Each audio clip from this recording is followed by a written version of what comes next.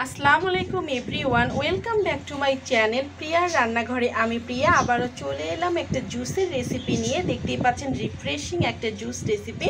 So আর বেশি কথা বলবো না, চলুন দেখে নেওয়া যাক এই জুসটা আমি কতটা সিম্পলভাবে তৈরি করলাম। এখানে আমি তরমুজের কিছুটা অংশ নিয়ে নিয়েছি। এখন তরমুজটা আমি মাঝ বরাবর এভাবে কেটে নিব।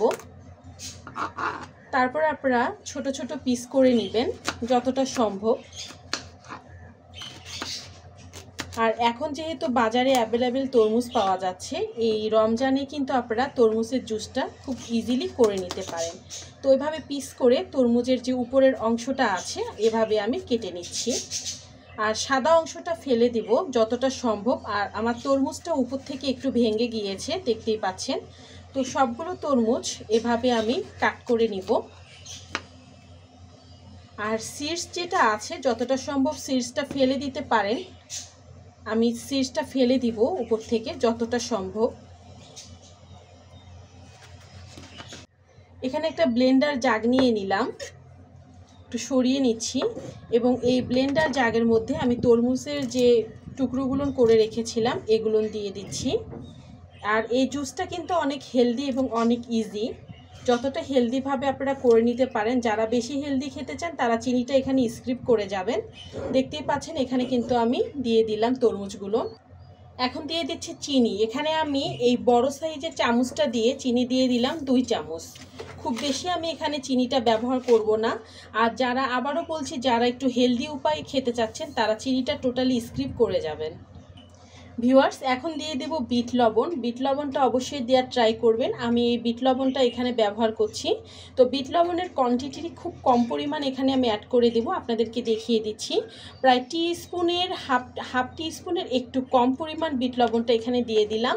এতে করে শরবত বা জুসের স্বাদটা অনেক ভালো আসবে এবং বিট লবণ হেলথের জন্য অনেক ভালো। আর এই অবস্থায় কিন্তু তরমুজটা আমি একবার ব্লেন্ড করে নিব, তারপরে আমি পানি বা বরফ এখানে অ্যাড করে দেব। এখন এটা আমি ব্লেন্ড করে নিচ্ছি। পানি ছাড়া কিন্তু খুব সুন্দর একটা স্মুদি তৈরি হয়ে গিয়েছে এখানে। এভাবে কিন্তু যখন আপনারা তরমুজটা জুস বানিয়ে নেবেন তখন কিন্তু তরমুজের ব্লেন্ডের যে জুসটা হবে খুব স্মুথ হবে। তো এই অবস্থায় এখন আমি দিয়ে দিচ্ছি এখানে প্রায় 1 মগ পরিমাণ পানি। এখানে যেহেতু আমার তরমুজটা কিন্তু অলরেডি ঠান্ডা রয়েছে, আমি ফ্রিজ থেকে বের করে এনে তরমুজটা জুস করছি। দেখতেই পাচ্ছেন ব্লেন্ডারের জাগের গাটা কিন্তু ঘেমে ঘেমে যাচ্ছে। তো এটা অলরেডি ঠান্ডা। তো এখানে আমি এক্সট্রা করে কোনো প্রকার বরফ কিংবা ঠান্ডা পানি ব্যবহার করব না। আপনারা চাইলে ঠান্ডা পানি বা বরফ এখানে ব্যবহার করে নিতে পারেন। আর এখন আমি এটা আবারও ব্লেন্ড করতে চলে যাচ্ছি। এখন আমি ব্লেন্ডারের জাগের ঢাকনাটা খুলে নিচ্ছি। দেখতেই পাচ্ছেন খুব সুন্দর কিন্তু একটা জুস হয়ে গিয়েছে এবং খুব সুন্দর একটা কালার। ব্যাস, এখন আমরা এটা ছেঁকে নিব।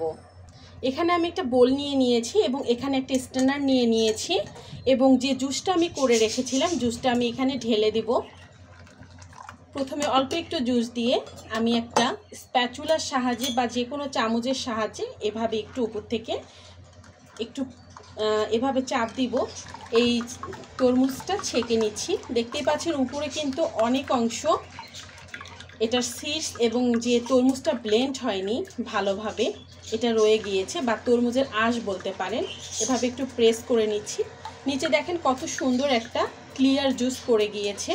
সেম প্রসেসে আমি বাকিগুলো এভাবে করে নিব। আর এটা প্রচুর হেলদি, খুব সুন্দর লাগে খেতে।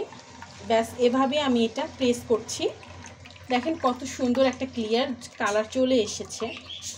আর এই অবশিষ্ট অংশটা আমি অবশ্যই ফেলে দিব। সিডস যেটুকু আমি বের করে নিয়েছিলাম বাকি সিডসগুলো দেখতে পাচ্ছেন এখানে কিন্তু রয়ে গিয়েছে।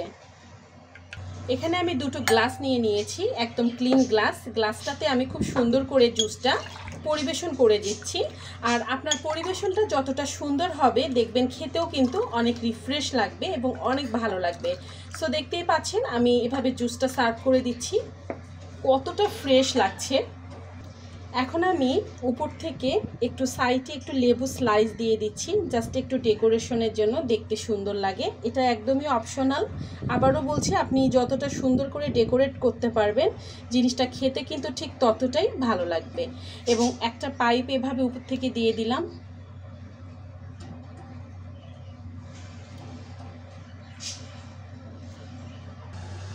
ভিউয়ার্স, এটা কিন্তু সম্পূর্ণভাবে আমি সার্ভ করে দিয়েছি আর দেখতেই পাচ্ছেন কতটা রিফ্রেশিং লাগছে।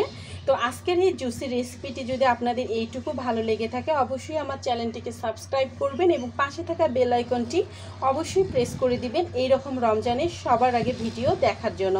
সবাই অনেক বেশি ভালো থাকবেন। আল্লাহ হাফেজ।